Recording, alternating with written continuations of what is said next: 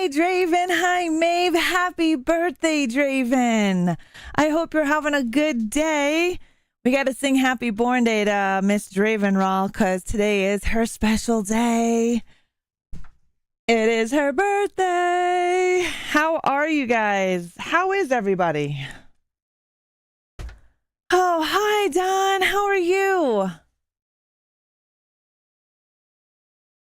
I am doing good. Wondering why there it goes. Oh, you just woke up. Awesome. Awesome. I hope you had a good sleep. Well, we're going to sing you Happy Born Day before we, get it all going. Hi, Aaron. How are you? How is your Sunday treating you? Oh, my Sunday's been treating me okie dokie so far. Can't complain. Watched horror movies yesterday. Deadrock, hello. How are you? How was work? Dahi, how was you? Good morning. How is everybody's weekend treating them? I'm excited because we're gonna talk about Motel Hell, and you'll wonder why the O is in there, and I'll tell you. Hello, Macabre. How are you? We're going to sing over on the Twitch side of things. We're going to sing happy birthday to Draven. Draven's birthday is today. Hello, Elizabeth. How are you? Thank you. I'm liking the curl part, like doing manual curls, if that makes any sense. You're all right. It was work. I feel you. I definitely feel you. Great. Just got my no values ticket. Oh, nice, Aaron. We're gonna go sing Happy Born Day to Dravenraw. If you guys want to get involved with it, if you're on the Twitch side of things, you can by doing !birth in the chat. However, we're gonna call in the minions, and the minions are gonna help us sing to Miss Draven her birthday today. You watched it last night. It wasn't bad. I love Motel Hell. It's one of my favorites. All right, let's get ready to sing that happy birthday. Dancing is a lot of fun. Happy birthday to you. Happy birthday to you. Happy birthday. Happy birthday. Happy birthday to you. Oh, wait, my minions. Cha-cha-cha. Happy birthday to you. Happy birthday. Happy birthday. Happy birthday to you. I hope you have a great birthday, Draven. I was singing it without my fucking minions. How dare I? The minions make me sound good. You have any plans today, Draven? Any plans today? Does anybody have plans today? Wait, why is my camera effing bright here? I don't know. Anyways, my plans are gonna do CCOH and then supposed to go bowling today. Yes. Monkey, hello, good morning. And Moon, good morning. How are you? Aaron Ruiz wishes you a happy birthday as well. And Danzig's voice there, Dravenrawl, from the YouTube side of things. I like Danzig. Have you seen his movie Verotica? It used to be on Shudder, but I don't know if it's still on there anymore. No plans. Going to get a coffee in a bit. One I don't have to make. Oh, nice. Very nice. So you know what? I can never find a coffee as good as the coffee I make at home. Don't get me wrong. I like going out for a coffee. I do. Second cup is really good. I like it better than fucking Starbucks. But I don't really go out much. Ikiro, how are you? Good morning. Happy Sunday. You're good. You're at work today. Oh, I hope work is going well for you. Hi, Steve. How are you? Scripting. Nice. I do a lot of my scripting about a week in advance. After working today, I'm going to be a lazy zombie, and you deserve it. You deserve to be lazy. Definitely. I mean, why not? You work all week. Well, in your case, weekend for the most part. Saturday. Well, you have off Saturday, but you work Sunday. Sunday's your Monday, right?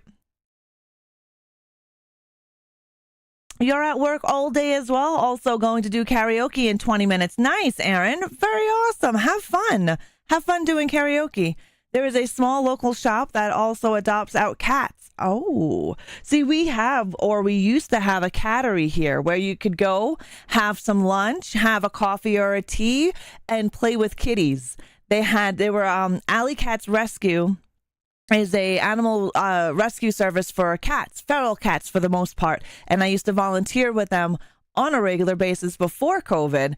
And they had a cattery not too far from where my house is. So you could go there, you could have lunch with the cats or tea or coffee or really whatever you wanted, and got to hang out with all of the rescued cats that were looking for homes.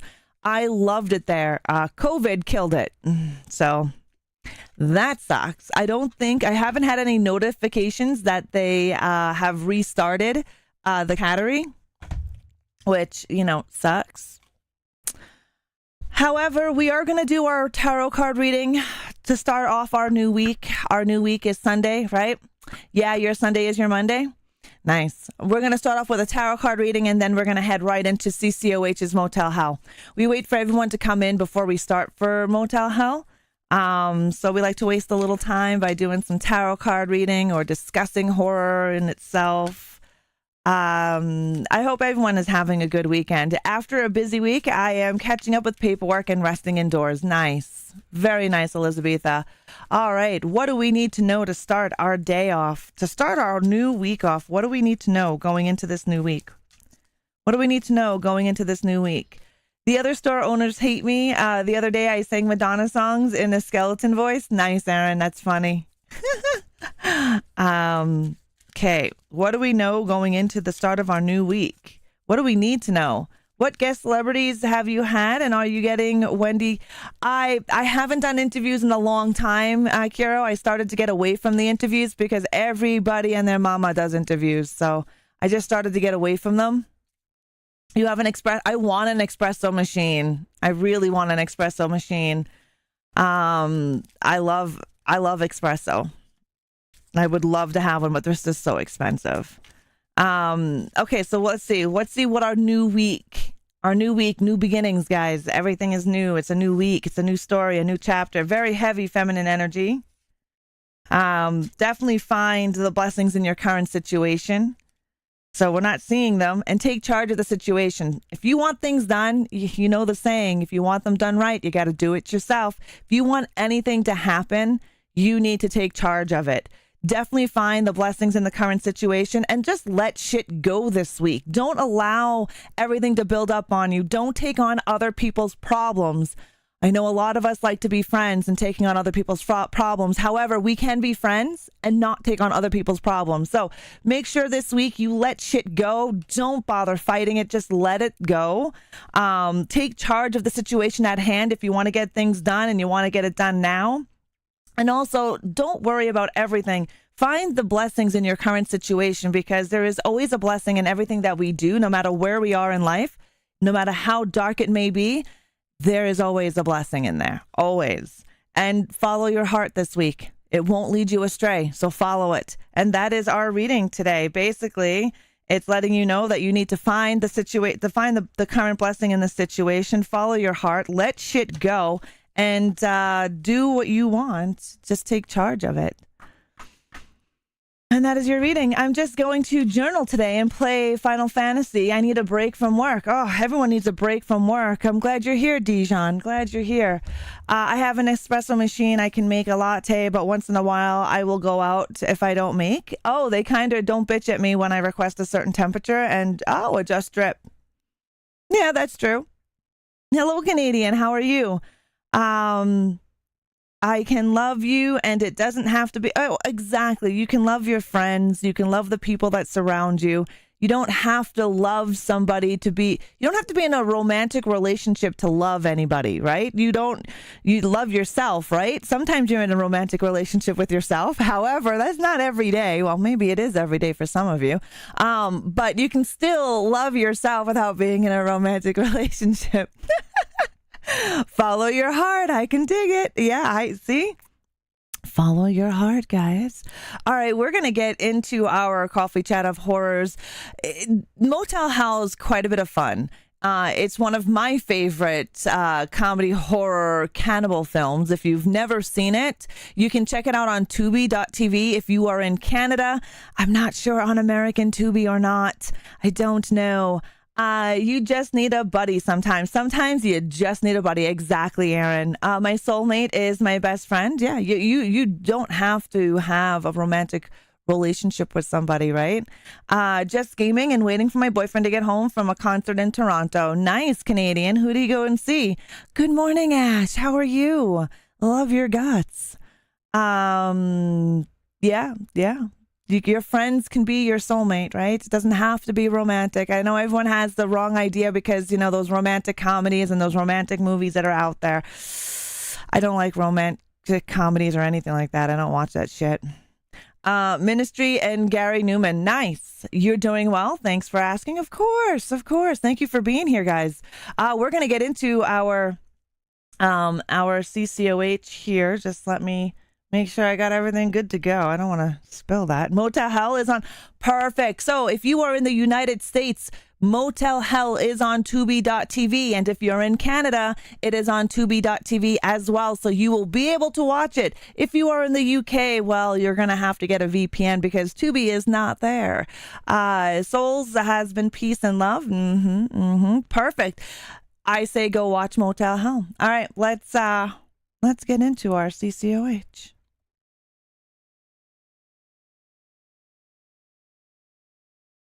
Who likes scary movies and coffee?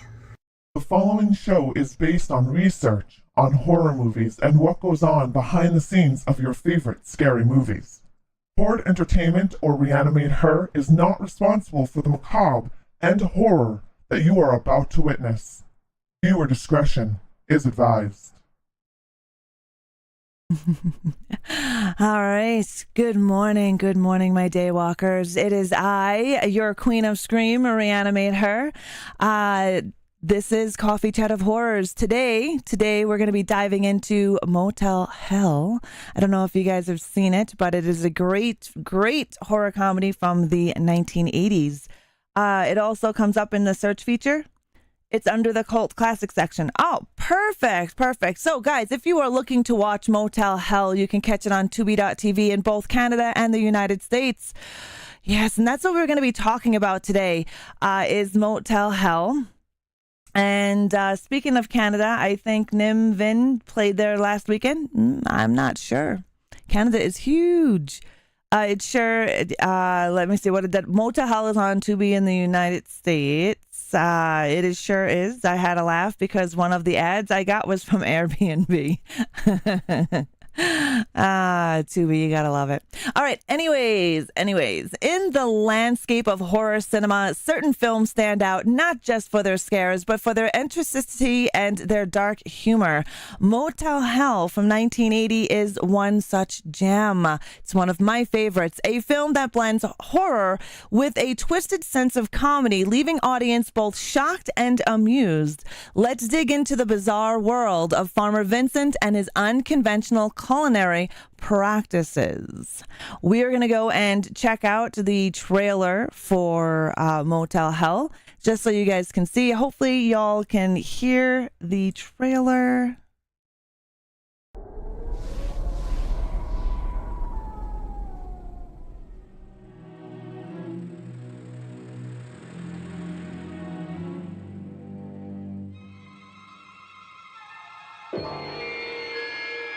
You may never again spend a night away from home. After you spend a night with Ida and Vincent. Ida will show you the way. You want us to register? No, that won't be necessary.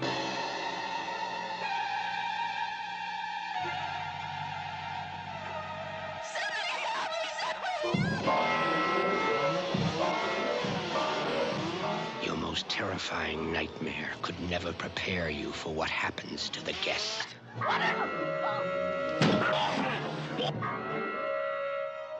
Vincent, you think in the years to come, people will appreciate us for what we're doing here?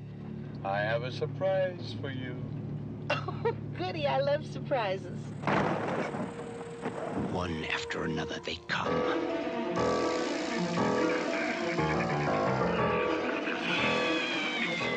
One after another they check in.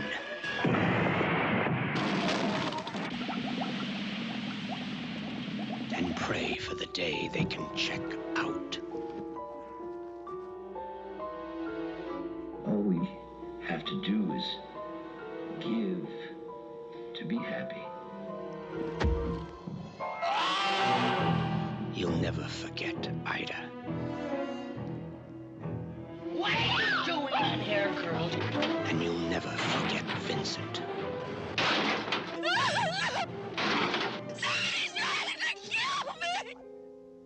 And hard as you try, you'll never forget their secret garden.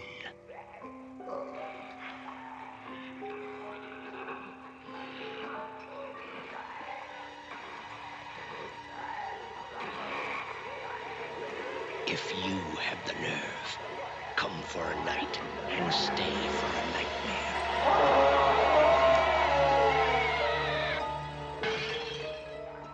Motel Hell. No one will be admitted after the guests check in.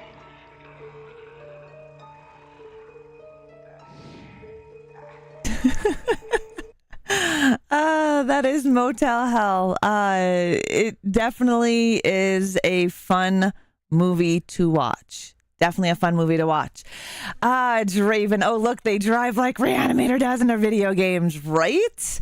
No Mischief Maker. That is no Motel 6. How are you, Mischief? Hello, Crazed. I won't be staying at any motels soon. This is a very fun movie. Hello, Reaper. Well, yes, you do see Wolfman Jack. Wolfman Jack is in Motel Hell. You got that right, Don. Kevin Connor, Rory Calhoun, and Paul Linke and Nancy Parsons are all in this. This is a great horror comedy. It is a cult classic, and it's a lot of fun to watch. This movie has a ton of taglines. Like, hold on, let me read you some of the taglines in here. Like, I have them written down. I wrote down every single tagline because I thought it was hilarious how they have so many. Usually a movie only has like a couple of taglines, like maybe usually just one, normally just like one or two. This one has quite a bit. So I'll read you some of them. This is one of my favorite ones. Hello, Nerdy. How are you? Hi, Donnie. How are you guys doing? One of the fun taglines that is one of my personal favorites is meat's meat, a man's gotta eat. Another one is visit this tasty meeting, MEATING, place if you dare. And this is another one of my favorite one. It takes all kinds of critters to make Farmer Vincent fritters. That one is my second favorite one. Another one is banned in 15 countries, the horror picture that tops them all. This was not banned in any country at all. Shelly's, how are you? Not gonna lie, the kinky couple scene made me scream laugh. The kinky couple scene is fucking awesome. Another one is checking in is easy, checking out is hell. And the last one is you might just die laughing. Now that was on the posters, and a lot of the other promotional stuff is you might just die laughing. That tagline there, they believe, kind of actually helped bring people into the movie. Hello, Mr. Rotten Treats. You love this movie. You have the shirt and the pig mask in your collection. That is awesome. I love this movie as well. Nerdy, how are you doing today? I hope you're well. Motel Hell can be watched on both Tubi US and in Canada. So if anybody is wanting to watch it, you can do so. Those were all of the taglines. Now, the recipe for terror is Farmer Vincent. He lures unsuspecting travelers to his farm only to bury them alive and then later turn them into his infamous fritters. His motto, it takes all kind of critters to make Farmer Vincent fritters. It sets the tone for a very dark, humorous journey that unfolds. I love this movie. You need to go and see it. You already added it to your Tubi list? Yes. It's a good one. It's cheesy. It's 80s comedy horror cannibalism. And yeah. You're going to get a little taste of Texas Chainsaw Massacre in here because Tobe Hooper was also supposed to direct Motel Hell. Yeah. You're going to watch it tonight? Awesome. I would love to hear what you guys thought of the movie. If you're watching over on YouTube in the VOD and you end up watching Motel Hell, let me know in the comments what you thought of it. I love it. This is one of my favorites. The pig mask is just awesome, yeah. Especially those make a couple of person he made digging. Yeah, so he buries them up to their head, but they also do some kind of vocal cord surgery. So yeah, it's pretty fucking funny. I think Walmart has the steel book right now. Oh, probably Walmart America because Walmart Canada doesn't have anything cool. It never does. Never does. Now, this is a cult classic, very much. Despite its modest budget of $3 million US, which later ballooned into $6.3 million, Motel Hell managed to captivate audiences with its unique blend of horror and comedy. Filmed in just 5 weeks, the production faced challenges, but ultimately emerged as a cult favorite. So it was just filmed in 5 weeks, but it took years to get this produced. For some reason, it just kept having issues and issues. They could not get this produced. I have it in here. I believe it's about 3 years in the making, this movie. Hey, Darkbreaker, how are you? Harry Dean Stanton was originally approached to play Farmer Vincent in this film, but he turned it down. Do you guys know who Harry Dean Stanton is? Was it cursed? No, I wouldn't say it was cursed. And I'm not sure if you guys know who Harry Stanton is. So let me get a picture of him. I should have had a picture ready for you guys because not everybody remembers who Harry Dean Stanton is. So I am going to pop his picture right here.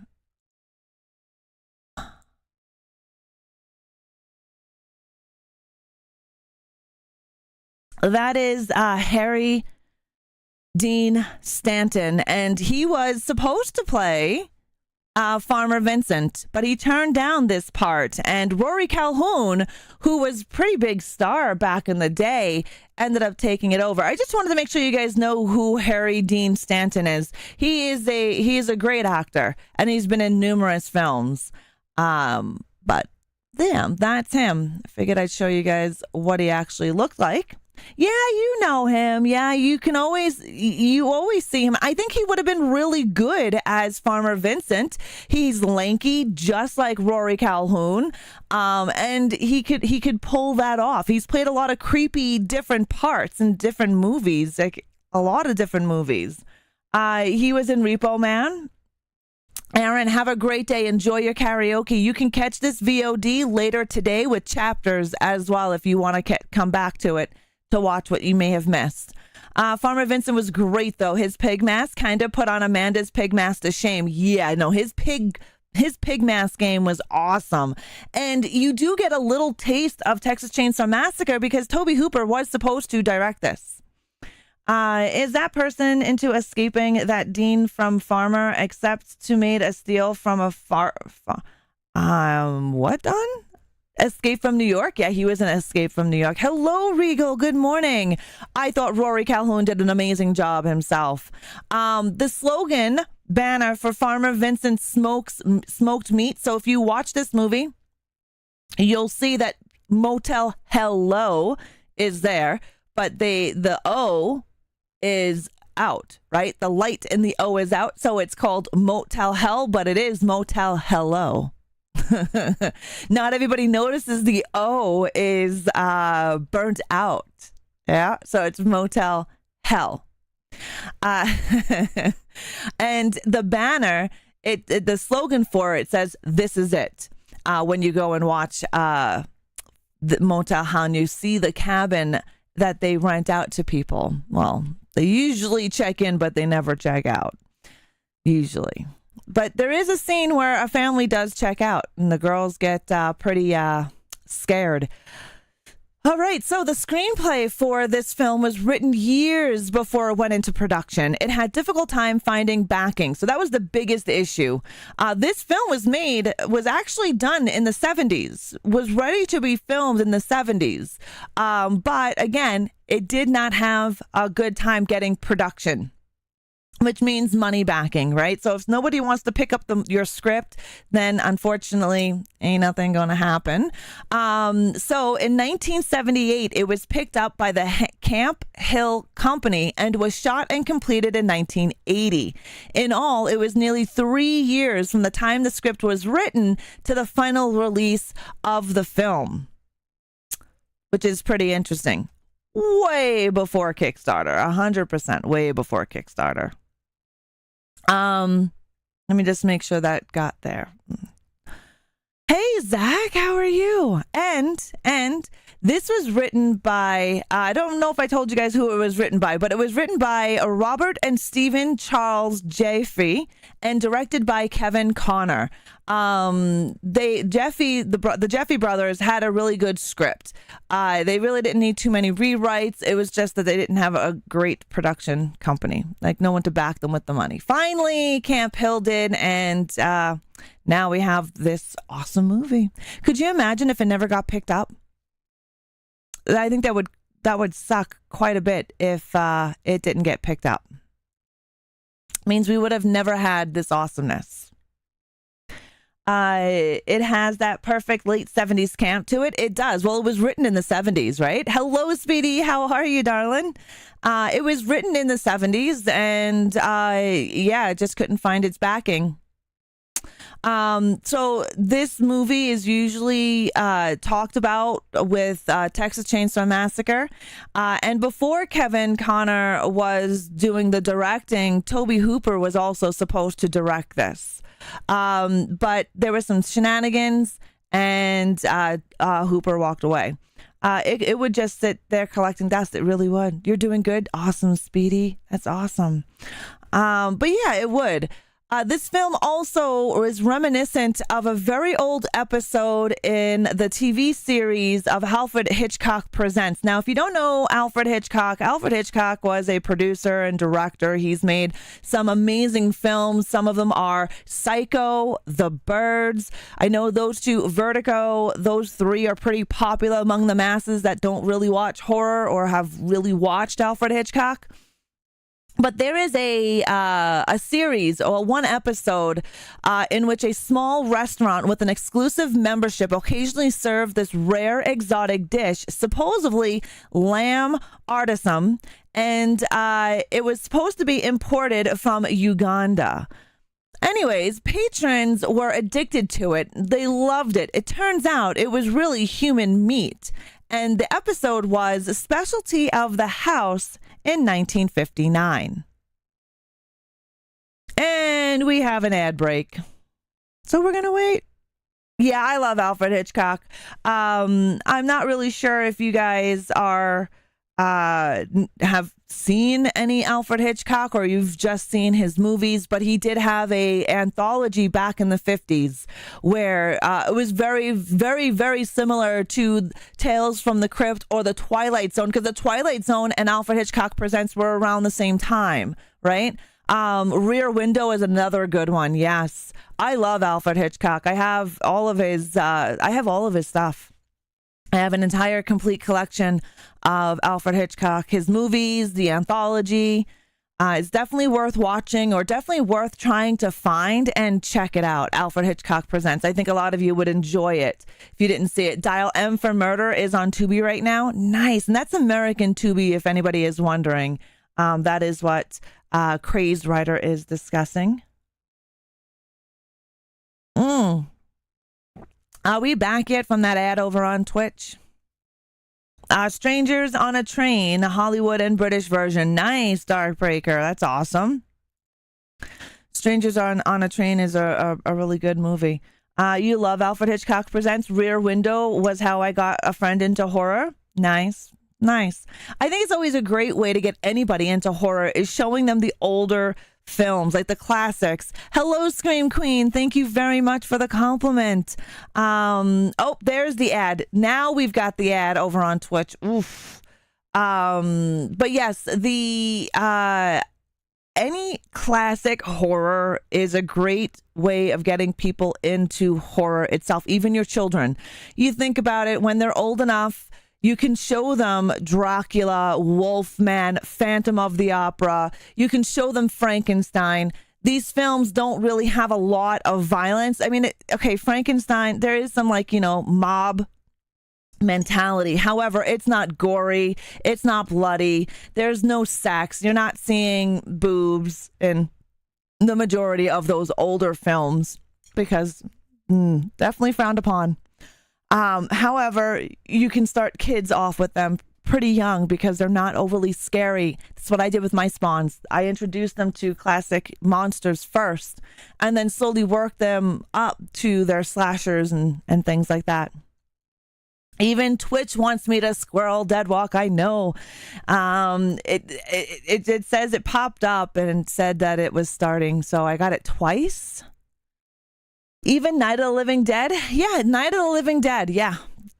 I would probably say that would be great for like a 9-year-old, a 10-year-old. But again, it's dependent on your children, right? Definitely depends on your child. If they are someone who is afraid of the dark, I don't believe it's something that I would introduce them to.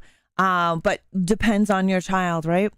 My kids grew up in a household of horrors because I've been collecting since before they were born. So they've always had my horror memorabilia around the house, right? So they grew up with it. But welcome back, Twitch. Now we can get on with the rest of our show. My youngest won't watch horror movies, but she'll happily murder unicorns in books. Yeah, well, we like what we like. Murdering unicorns. Oh, my Lord.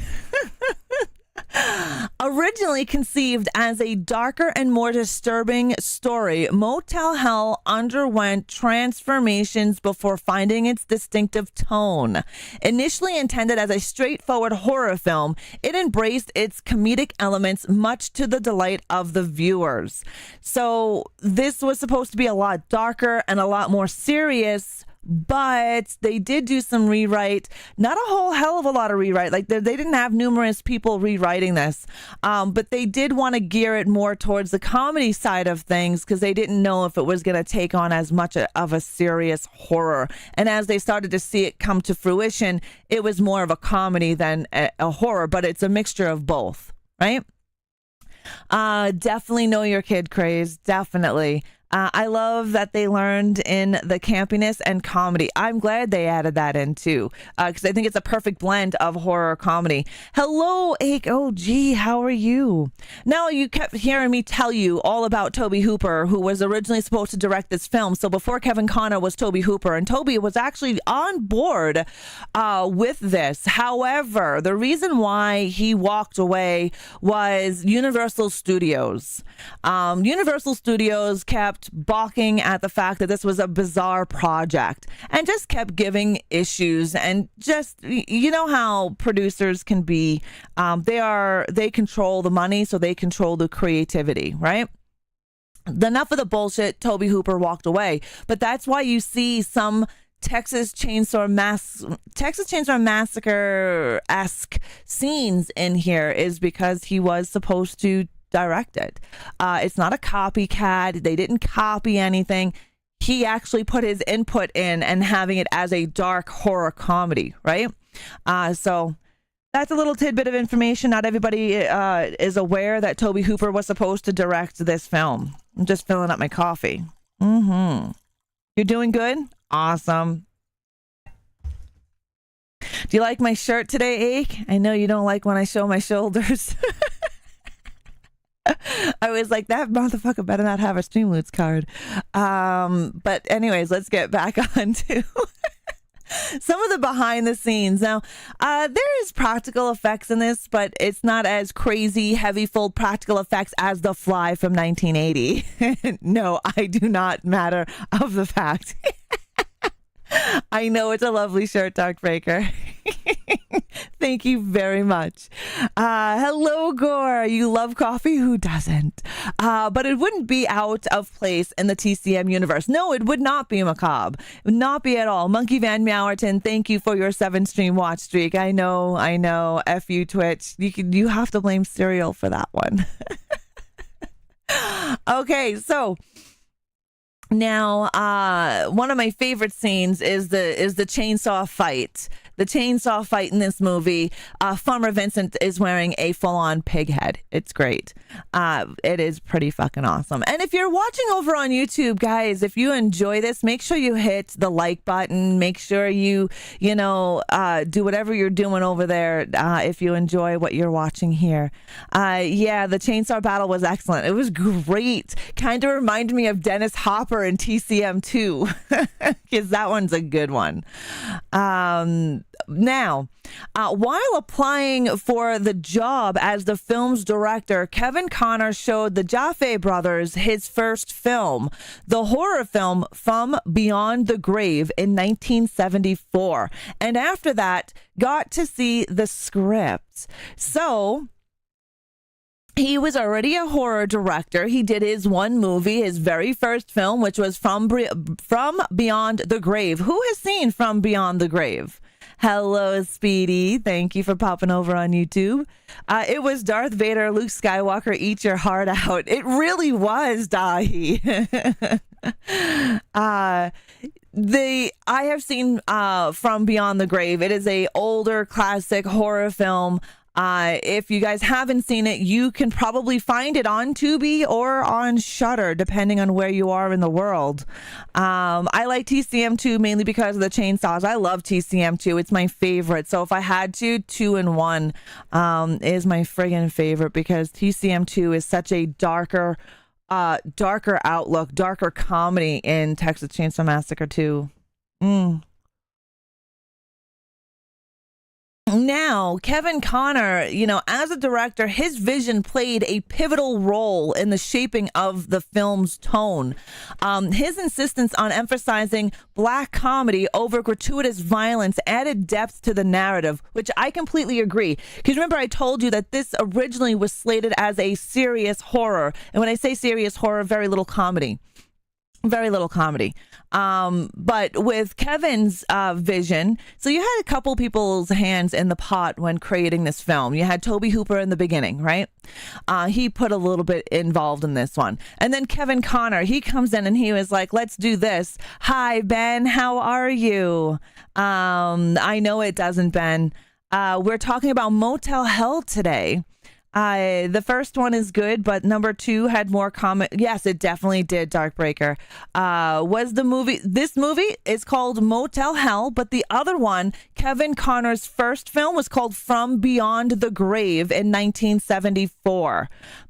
From Beyond the Grave, it is such a good film. It is an underrated film. So if you guys haven't seen it, please go out there and check it out. And if you do see it and you enjoy it, even if you don't like it, come back in and let me know. Tell me what you enjoyed about the film. But I agree, Ben. Psycho 2 doesn't get the credit it deserves. The remake was just ugh. Oh, it's not on Tubi. I'll see if I can find it for you in one of my I have a website that I utilize for older films that aren't on streaming services. I'll have to get it for you. I'll put it in the Discord. See if it's on there. I'm not really sure if it is. It could be.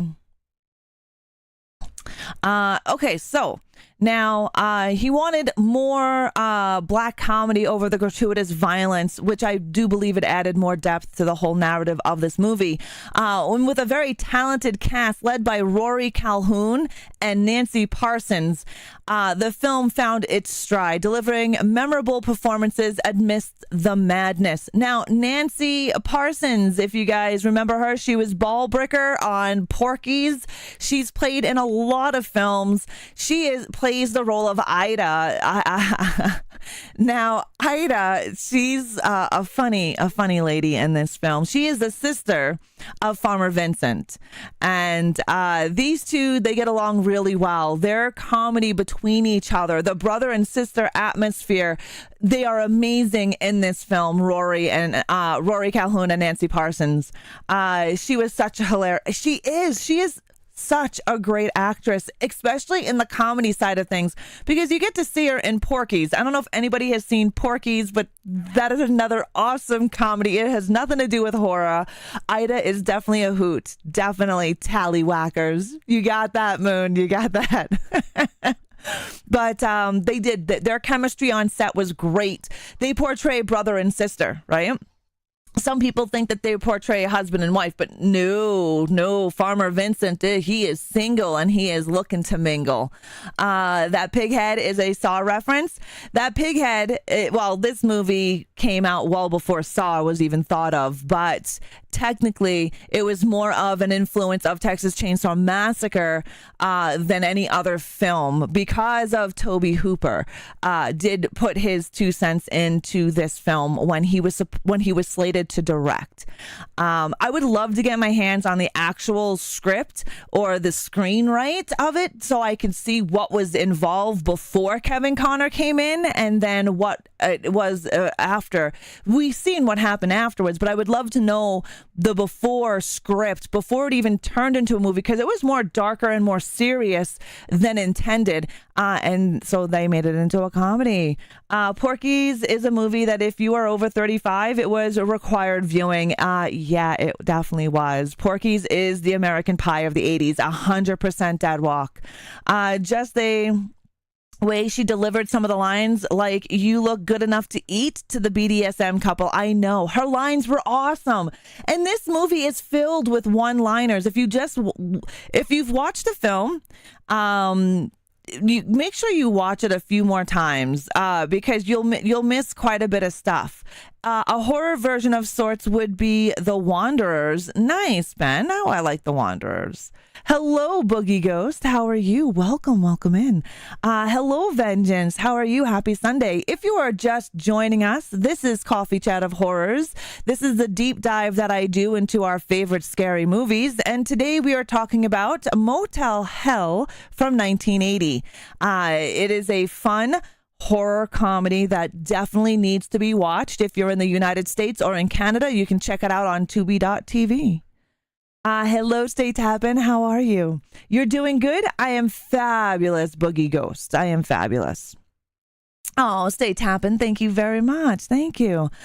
Please, if this is your first time here, chatting is definitely welcome. Definitely chat amongst yourselves, chat with me. We talk about horror. If you have any questions, you can ask. I do get to the questions.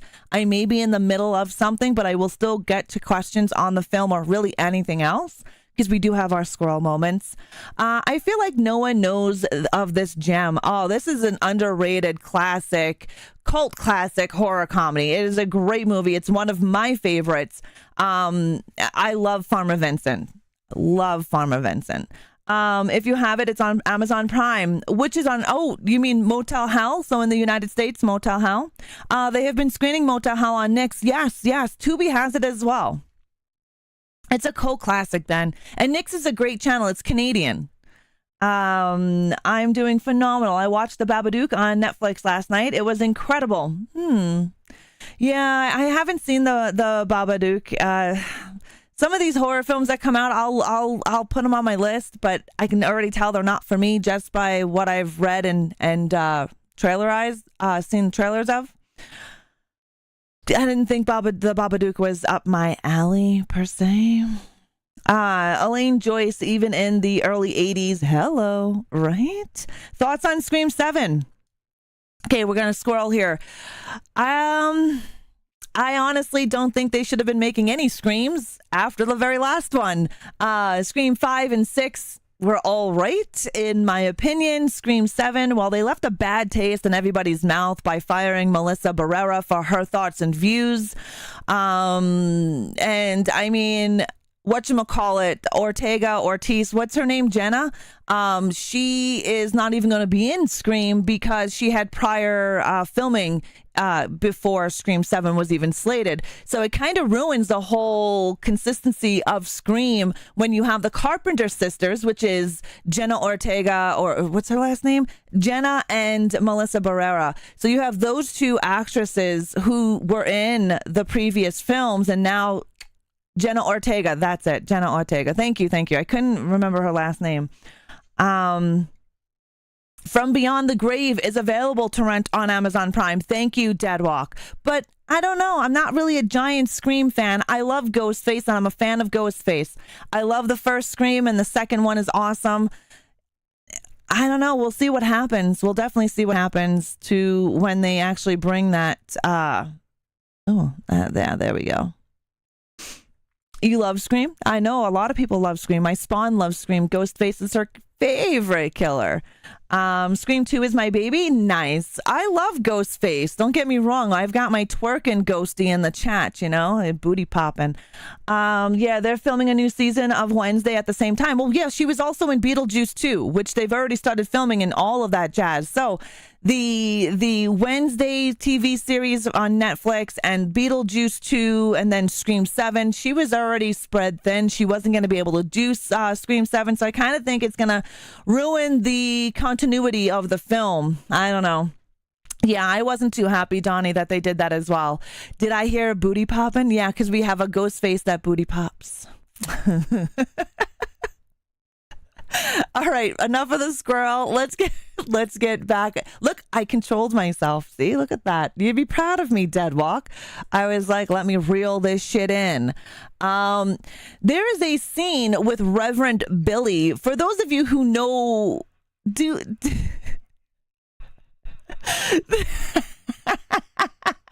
there needs to be stream police to pull Ra over. She's swerving. I pulled myself back. I reeled it in. I did. I reeled it in. Wednesday is the best. Nice, Don. Scream, not a fan, to be honest. No worries. There's not a lot of people who are fans of Scream. People need to stop milking horror franchise. I agree, Vengeance. Ra did so good. She deserved a sour gummy. We don't do sour gummies here on Coffee Chat of Horrors. I was about to play Among Us Booty Shake. Oh, yeah, no, it's turned off. Do you guys, a show of hands, who knows who Wolfman Jack is? Anybody? Anyone else besides me know Wolfman Jack? Yeah, Mischief Maker? No wheel today. You do Unsigned? Nice. Here, let me give you guys a quick image of Wolfman Jack. I don't think I have one of him here. Now, Wolfman Jack was a radio show host from back in the day. Let's see.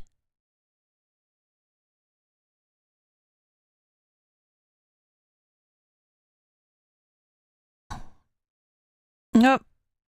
Oh. That's Wolfman Jack. And he was a DJ, a radio announcer. He had a very distinct voice. And he looked like a wolfman. I mean, he does look like a wolfman. He's a fuzzy bastard. And his beard and his the whole thing, he does look like a wolf. And he definitely had a distinct voice, and he had a great radio voice. Very awesome radio voice, and distinct as well. You remember he had a cartoon also? Yes, he did. He was in quite a bit of stuff. Best DJ ever, Brandon? Nice. My throat gets really pissed off when I do imitations of him. Yeah, he is. He has cartoons. He's been in cartoons. He's been in numerous fun horror films as well. Yeah, only because you ran over the bumps they put in the road to make you realize you swerved. Wolfman Jack was basically the Ryan Seacrest of the 70s. Oh, yeah. What about the other guy? Oh, my God. I can't remember his name. He played in, he was the voice in Scooby-Doo. Another radio DJ of the 80s. We know him. I can't think of his name right now. It's on the tip of Casey Kasem. Yeah, Casey Kasem. I couldn't think of it, Mischief Maker. Thank you very much. Can't forget that hair and beard combo. No, you can't. No. Yeah, Casey Kasem, not Matthew Lillard. We're going back. It's old people time. Old people time, Donnie. We're going back. We're going back into the day where Casey Kasem was all of the fucking rage. Yeah, exactly, Macabre. So for those you youngins out there, yeah, sorry, old minute. Dr. Demento, Svengoolie. I'm starting to show my true age here. Yeah, I know. Don't make me show my age, Ra. Oh. Anyways, Wolfman Jack is in here. He is the Reverend Billy. He's officiating a wedding at the church, was shot, but was cut from the final version of the film. You are able to get this version in the collector's edition. There is a steel book collector's edition. Oh my Lord, I want it. It's from Shout Factory. It comes with a poster as well. And you get to see some of these deleted scenes that were not in the theatrical release. You watched old school Scooby-Doo? Yeah, I watched Scooby-Doo before it even became old school. I used to watch Scooby-Doo live on Saturday mornings. God damn it, I have to come out of my Emto record and talk about goddamn dog dying. Oh, that sucks, Macabre. Casey from Saved by the Bell. Saved by the Bell. Oh, my Lord. As long as it's not Velma. Oh, Velma. Oh, did I run? I didn't run through all of them. There we go. There's another one. Okay, so the publicity for this film stated that it was the first major role in a motion picture in quite a while for lead actor Rory Calhoun. Calhoun was around 57 years old when he starred in this film, which he loved playing Farmer Vincent in Motel Hell. Yeah, they were some awesome cartoons. Yes, they were. I used to love Scooby-Doo and Rent a Ghost. A lot of fun. Jinkies. Casey's rant in The Greatest of All Time. Casey Kasem. He was in a lot of stuff, man. A lot of stuff. But yes, the publicity, that's how they utilized to get some of the older crowd in. Rory Calhoun was, he was very, very known for his Westerns. He did a lot of Western films. So he was definitely known to the older community from back in the day that they like Westerns, because Westerns were fucking huge back then. Scooby-Doo, where are you? I love the pup named Scooby. Hello, Amazing Halo. How are you?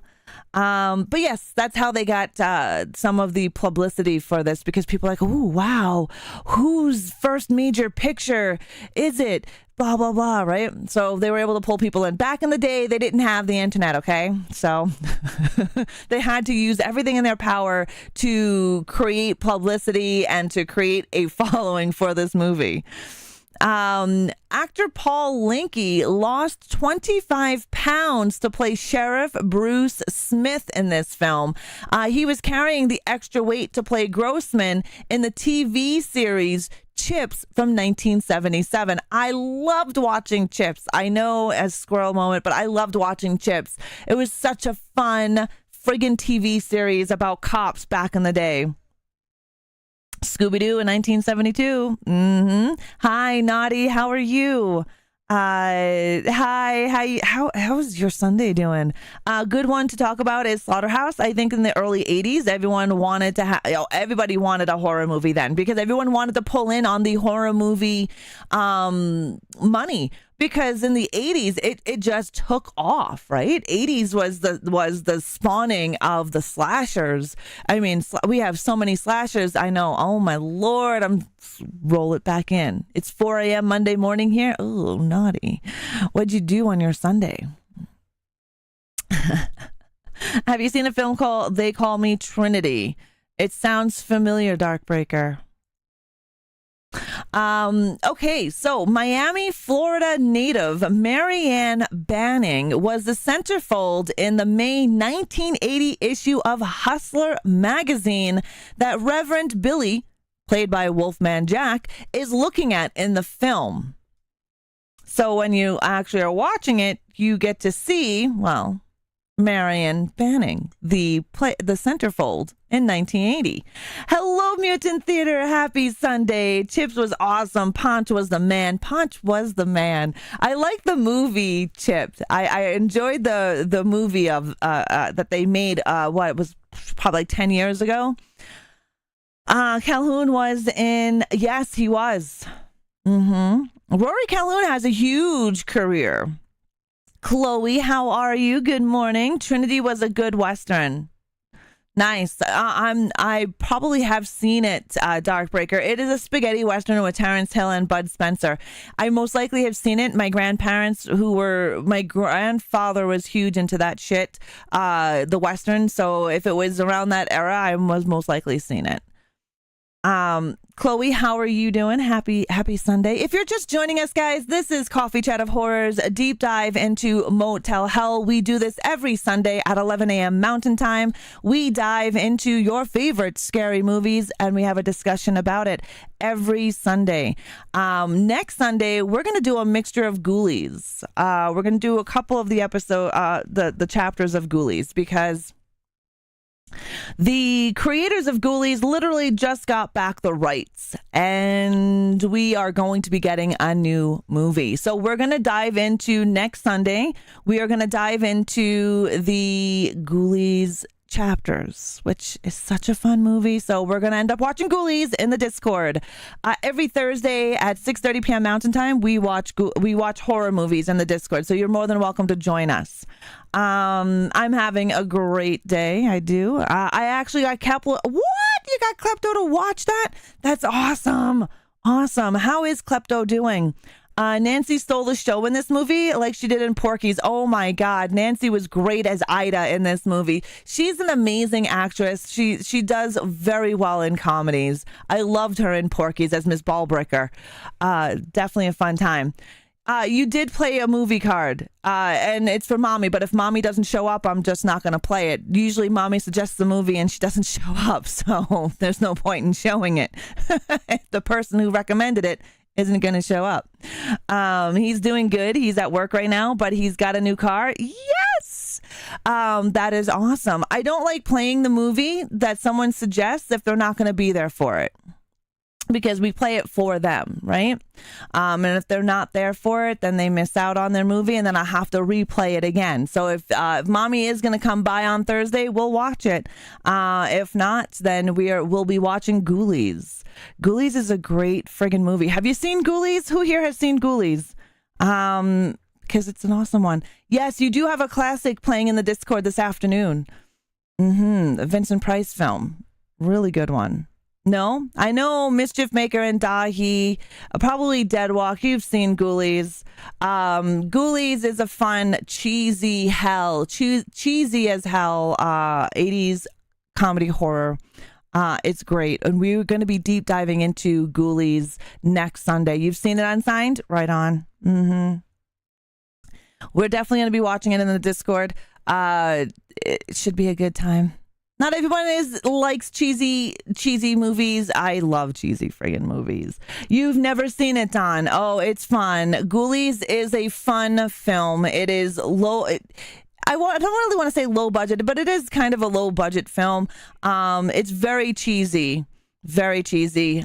Then points at Raw. I know, I'm doing it. I'm getting back on track. I remember being about 8 and needing to use the toilet at the video store and mom telling me to wait, but I kept pestering her. The video store owner chuckled and told her she could take me. He had a Ghoulies poster behind the toilet of it near a toilet. I suddenly didn't have to go anymore. Yeah. Ghoulies and toilets, man. Definitely. Yeah, definitely check it out. I believe it's on Tubi in both the United States and in Canada.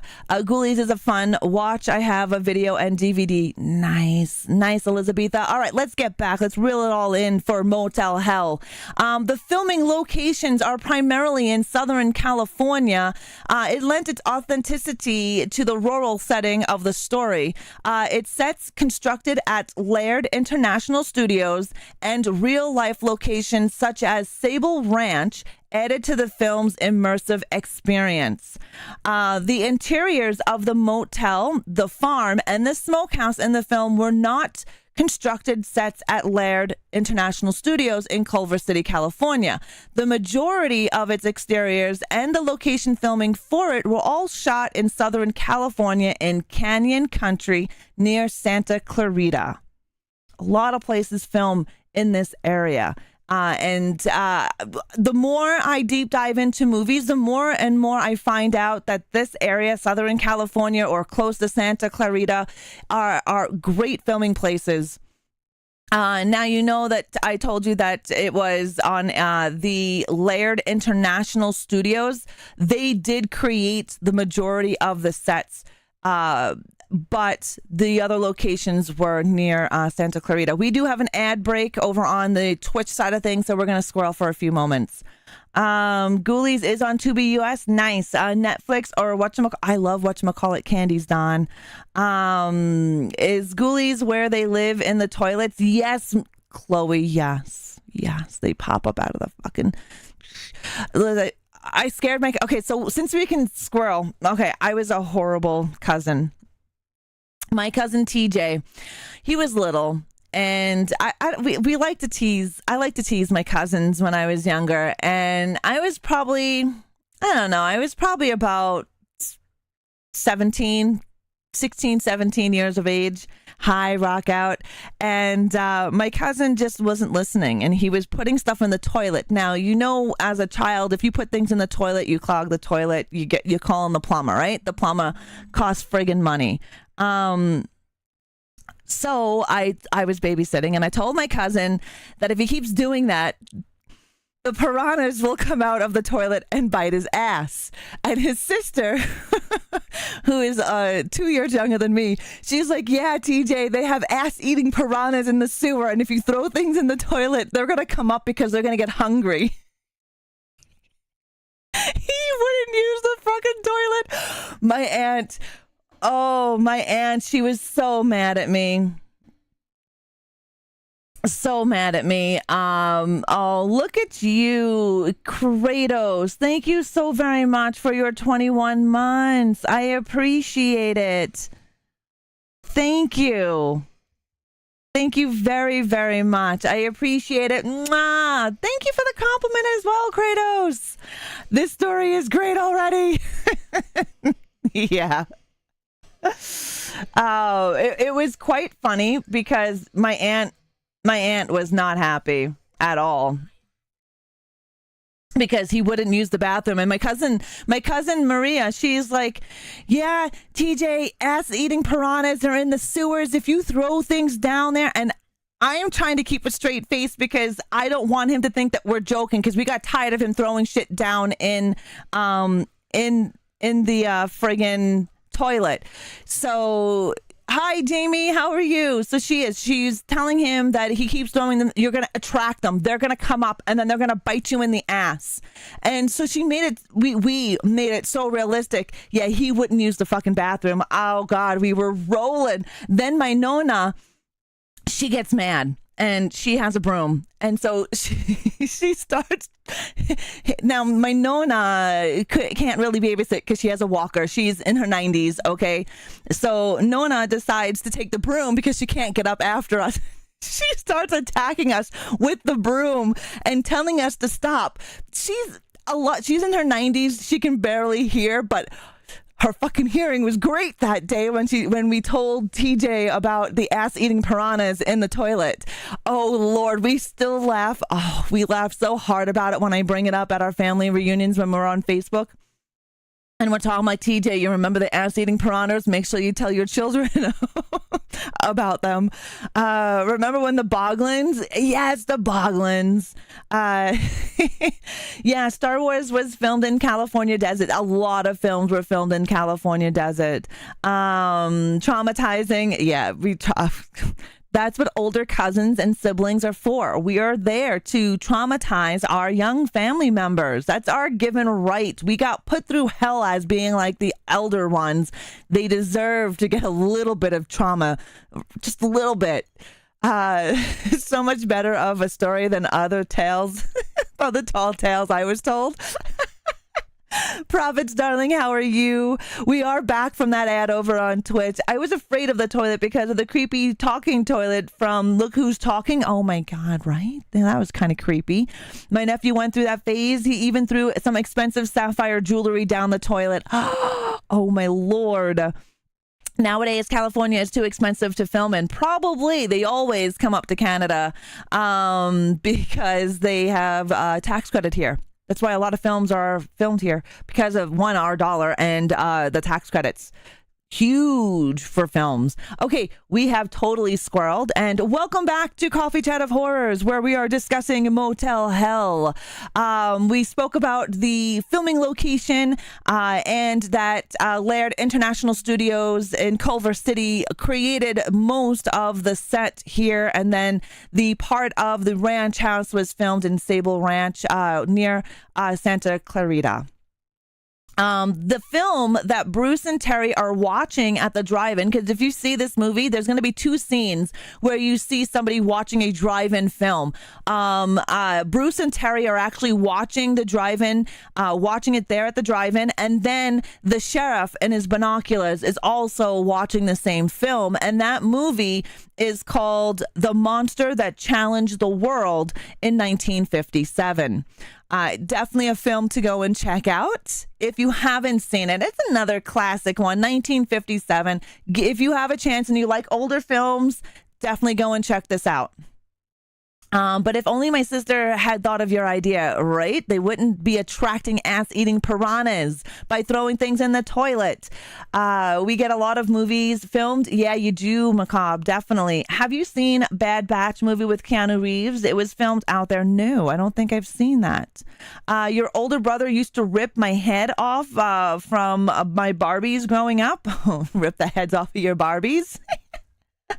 Thank you for your follow, Age Prophet. Yeah, with a giant bug, I wonder about it. Yeah. Yes, The Monster That Challenged the World from 1957. So you get to see that in this film. There is a distinctive and infamous production still from the film. The image of Farmer Vincent wearing a severed and bloody pig's head on his head while holding a chainsaw made the cover of Fangoria magazine number 9. Yeah, number 9. And that is an epic friggin' Fangoria magazine. And that is an epic photo of Farmer Vincent. That is one of the best scenes besides the trippy lights in Motel Hell. I friggin' love the whole thing about Motel Hell. Hello, Bad Jacob. How are you? Now they are going after Keanu because he was mean once to someone. Oh, my Lord. I'm so done with Hollywood. Fangoria was crazy back in the day. Fangoria was amazing back in the day and affordable. That was my intro into horror. I was selling newspapers and delivering newspapers just so I can go down to the corner store to buy my Fangoria magazine. And I have a shit ton of them. Hell, this is one of my favorites off topic, but it's Fangoria magazine, October 1st. It's the first fright-filled first issue of Nightmare on Elm Street. And then I also have another one with Nightmare on Elm Street on it as well. Freddy Krueger. Fangoria, yeah, I loved it. I'm great, Bad Jacob. I'm great. I know, leave Keanu alone. He's an awesome fucking human being. Leave his ass alone. Fangoria does publish today. They are very expensive. Very expensive now. They've changed their magazines quite a bit. So back in the day, they were paper magazines, like paper, comic book style type of paper, right? Now they are on a very nicer, thick paper. Obviously, the magazine has grown from where it used to be. They did stop selling magazines for quite some time, and then they came back a couple of years ago selling their newer magazine, which is, of course, it's improved. It's bigger. The pages are just better. The imagery, it's all in color. It's just it has upgraded quite a bit, but I still find them so very expensive nowadays. You're not having a newspaper route as a kid and going to the store and buying yourself a copy of Fangoria magazine. Back in the day, they were like $5.99. I even have a whole bunch of them. Now they're like almost $30 for a magazine for just one of them. Yeah. Fangoria was my entry into horror reading. And back in the day, they did a lot of covering of special effects and behind the scenes stuff, right? Oh, definitely Big Dumb Monsters. Definitely. Rue Morgue is very similar to Fangoria, but it's Canadian based. And that's who I have my subscription through. They're more affordable than Fangoria. They're Canadian. That's I've got to represent my fellow Canadian creators in horror. They do. I know Rue Morgue has a digital service for $6.99 a month. But anyways, let's get back to Motel Hell because I am scrolling there. Yeah, if you can find Fangoria number 9 that has Farmer Vincent inside the pig's head with the chainsaw, it's an epic scene. Epic scene. Cliff Clavin. You remember Cliff Clavin from the TV series Cheers? He's in this movie. He is the drummer. He is one of the guys that gets buried up to his head. And they show this like LSD friggin' light show to all of the cabbage heads, I like to call them, because when Farmer Vincent gets his people, he just doesn't murder them right on the spot. He grows them. So what he does is he gets them, right? He drugs them. He removes their vocal cords so they really can't talk. They do a lot of groaning and moaning. And then he buries them up to their heads in the farm. And then he has this wicked, crazy light show that he basically hypnotizes them to. It's pretty cool. You remember Cheers and Cliff? Yeah, John Ratzenberger. I was making popcorn. ReAnimateHer loving ass-eating creatures explains our friendship. I love your guts, monkey. Courage the Cowardly Dog had a great reference to this movie, The Diner with the Pig Owners. This is a great movie. I find it's an underrated comedy horror from the 80s. Believe it or not, there's a lot of people that have like, I have never seen Motel Hell before. I'm gonna highly recommend it. Was the infamous pig mask really? Can't imagine. Oh, I don't think it was real, because that would be kind of gross for the actor. I don't know how about breathing capabilities. So it's a very well made pig mask. It wouldn't be real because, could you imagine? However, some of the stuff that you do see in the film is real, right? This film didn't have a frig ton of special effects. It's still like makeup effects like The Fly did, right? From 1980, in the 1980s. But it did have some practical effects. It's just not as much as glorious as the godfather of body horror, Cronenberg, did for The Fly. Yeah, I could imagine the smell. Ooh, yeah, it would be disgusting, right? Gross. Definitely. Like Texas Chainsaw Massacre. When it was filmed in 1970s in Texas, the degrees were about 100 degrees Fahrenheit and higher, and they actually had real animal guts from the butcher. They had entrails. They had all sorts of nasty stuff rotting away in the hot Texas heat. Could you imagine the smell of that place? Ugh, I could not. The first time I saw this was either on an episode of Monster Vision. Who doesn't love Joe Bob Briggs, man? I love that man. Monster Vision was great back in the day growing up in the 90s. And USA Up All Night. Yep. I thought where it might not have had loads of practical effects, it made up with their props were friggin' amazing. Yeah, their props were amazing. Such a fun film. Cut Off and Don't Talk. Yeah, the gurgle sounds. Yeah, they did a lot of, they're like, they couldn't speak. They couldn't get words out. So a lot of mumbling, a lot of grumbling. That's how they spoke. I don't want to give away too much, but there is a scene where you're going to see a bunch of them. They're like friggin' zombies out, right? So Motel Hell has left an indelible mark on horror cinema with its iconic imagery and witty dialogue. From the infamous chainsaw scene to the clever wordplay of Motel Hello sign, the film continues to be celebrated by fans, and it does. Fans do celebrate this film. They have a lot of collectibles that you can go and get on this film. T-shirts. This is a whole bunch of stuff. It's got a huge cult following as well. Universal was originally approached with this film, but the studio disliked its bizarre nature so much that it was rejected by it, and United Artists ultimately ends up picking it up for a theatrical release, which, you know, Universal, you missed out. You missed out, seriously. I thought loads of practical effects. It made it more than made up for it with props. Their props were great. Texas Chainsaw Massacre had a great plot twist with Grandpa being alive and not dead. Grandpa was creepy in Texas Chainsaw Massacre. Damn it, I forgot to do that as well. Anyways, let's switch our next image.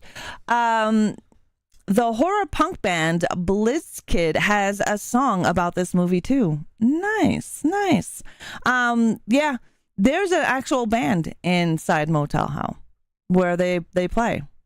And Cliff Clavin, well, that's not his real name, but we all know him as Cliff Clavin from Cheers, is the drummer and is actually drumming. While this initially marketed as a straightforward horror film, Motel Hell received praise for its submersive take on the genre. You know I don't like these two critics, but critics like Roger Ebert applauded its refreshing approach, acknowledging its ability to entertain without taking itself too seriously. That is actually from Roger Ebert. I'm not a huge fan of Roger and the other guy. Ivan and the Terribles, such a great name. It is, right? Such a fun name. I think it would be a name of a great band. But yes, it was marketed as a straightforward horror film. And then that tagline that I told you guys about, "You might just die, ... laughing."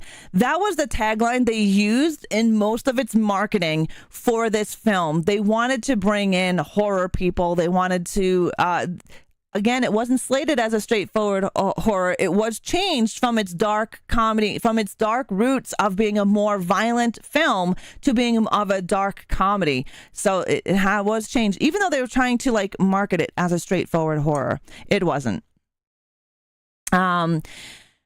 Motel Hell remains a testament to the enduring appeal of horror cinema when infused with creativity and humor. As audience continue to seek out unconventional thrills, this cult classic stands as a beacon of dark comedy in a genre filled with darkness and dread. So the next time you pass by a quaint roadside motel, beware of the fritters. They might just be made of more than meets the eye. And of course, I spelled meats as MEATS, the eye, because you have to have play on words in this movie, because a lot of the script that I did write, when I put it on my website as an article, it's spelled the way I do. And like I said, meat, MEAT, meat, you know. Hi, Habako. How are you? Gene Siskel is the other guy. Yeah, that's it. Yeah, he did. Ebert did openly admit that he hates horror and dislikes it. So here is my personal view on reviewing movies. If you review movies, you have to have an open mind about every genre there is. Because if you don't have an open mind and you only like specific types of things, and you're not really a reviewer, you are somebody who just likes a certain type of movie, that you should stick and review to that. Having someone with an open mind that will review different genres and have an open view about it instead of just a closed-minded view like Ebert. Right? I don't consider that a good movie reviewer. A good movie reviewer is someone who has an open mind about everything. Yeah, it's all in the meat. Well, I do hope you guys enjoyed this episode of Coffee Chat of Horrors deep dive into Motel Hell, actually named Motel Hello, but the O is burnt out, so it's Motel Hell. I hope you guys did enjoy it. That was... I had a lot of fun digging up information of this. I also had to pull out a director's copy, the collector's copy of Motel Hell to get some of the information, because there's not a lot of information out about this movie on the interwebs itself.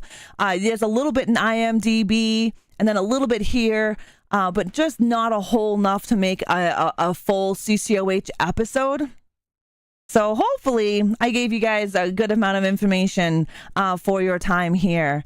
The garden sounds the garden sounds are creepy as fuck. Definitely. Siskel and Ebert, they got things right once in a while, but then again, a broken clock is correct twice a day. Exactly, Dahi, and I love that. You need to watch this on Tubi.tv, Kratos. It's on both US and Canada. Thank you, Deadwalk. Hi, Rosie Executioner. How are you? Yeah, Motel Hell is definitely one of my favorites. Also, there's a channel called I just closed that out. There's a channel called Nyx, NYX. You can check it out on TV. Let's see here. Let me see if I can get it for you, and I can give you guys some information.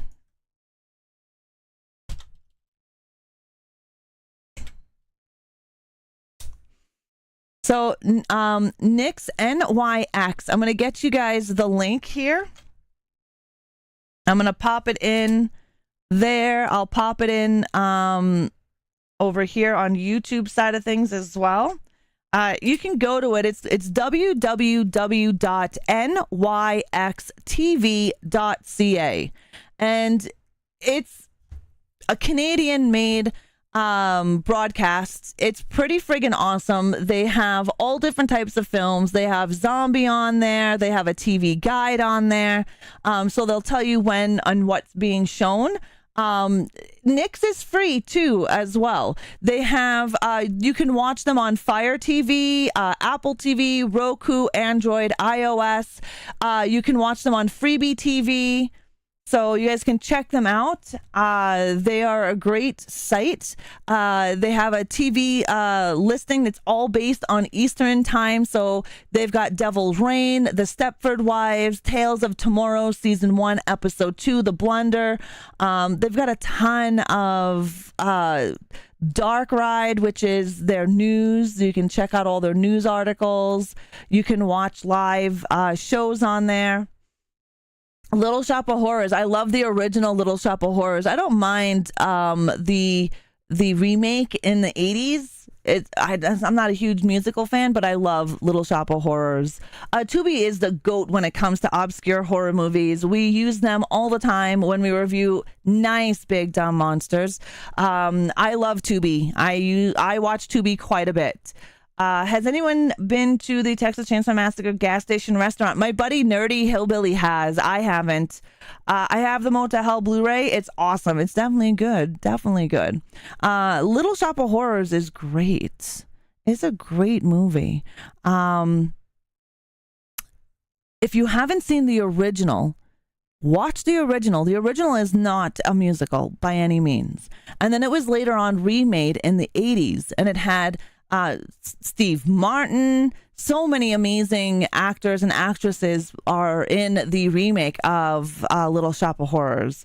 I fucking love Little Shop of Horrors. But yes, check out Nyx TV. They have a schedule. Waxworks, the original Waxworks, The Ghost, Rasputin, The Mad Monk, The Driller Killer, Stakeland, The Descent, Last Woman on Earth, The Ghost, Dead of Night, Return of the Fly. These are the original, like black and white films. These are the originals. So definitely check out that nyxtv.ca. Ra, I have a real coyote spine lamp. Oh, you need to show me that. I need to see that. That sounds awesome. But yeah, I cannot believe we are actually on time. If you've missed any of my Coffee Chat of Horror episodes, you can check them all out on my YouTube channel. The last few episodes of CCOH, we spoke about a deep dive into The Fly from we spoke about 1986 and 1958 The Fly. We discussed Carrie as well as Maximum Overdrive and many other amazing 80s horror. Definitely go check them out over on my YouTube channel. Next Sunday, we're going to be discussing Ghoulies. Ghoulies. We're gonna do more than just the first one. And yes, you heard that right. I said earlier in our taping here that the original creators of Ghoulies did get the licensing, so we are going to get another Ghoulies film. I was teasing it out over on Twitter. Return of the Fly is a lot better executed than that of the original Fly. The original Fly, like I discussed a few Sundays ago,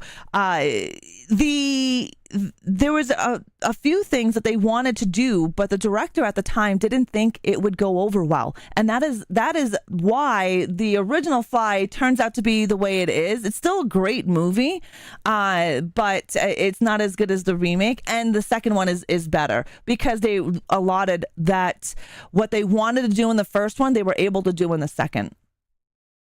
Yeah, definitely check that out. We're going to be doing Ghoulies next Sunday. So next Sunday at 11 a.m. Mountain Time, you'll be able to catch me here on Twitch, on YouTube, and we do go live on TikTok. We hit up all three areas for your horror information. And thank you guys so much for joining me. We're going to dive into our ending, into our credits. A huge thank you to each and every one of you who show up here to hang out with me on your Sunday morning, your Sunday afternoon, and your Sunday evening. I am greatly appreciative of your time. I do hope you guys have a great rest of your weekend, and I will see you for our next Coffee Chat of Horrors on Sundays at 11 a.m. Mountain Time. Thank you for being here, Regal. I appreciate you. Thank you, Elizabetha, She Kratos, Don, Chloe, The Mutant Theater, Macabre, Moon, just scrolling in here, Deadwalk, Regal, Monkey Van Meowerton. Thank you guys so much for coming in, and Rock Out, She Kratos, Deadwalk, Reegs, Jamie. Thank you guys for coming in. Steve, for hanging out and discussing Motel Hell. Again, if you guys need to check out anything, if you've missed it, you will be able to check out a Motel Hell VOD with chapters over on YouTube. In about 30 minutes, the VOD will be up. I will have chapters on it so you can skip the shenanigans and just go right for the nitty gritty. The next time that I am live is Monday night. We will be playing Texas Chainsaw Massacre. We will be live Monday night at 6:30 p.m. Mountain Time. I will also have several game codes to give away for the game Texas Chainsaw Massacre. The game is on sale right now for the Steam Spring Sale. It is 50% off. It's like $19.99 American right now. And if you guys have a PC and you want to play it, you don't have it yet, make sure you come into my stream on Twitch on Monday night. I will be doing some game code giveaways for the game. It's a lot of fun. Thank you, Naughty. You have a good sleep. You're up early. I guess it's time to write that it is Macabre. Thank you guys so very much for being here. I appreciate you and your time. Have a wonderful weekend, and I will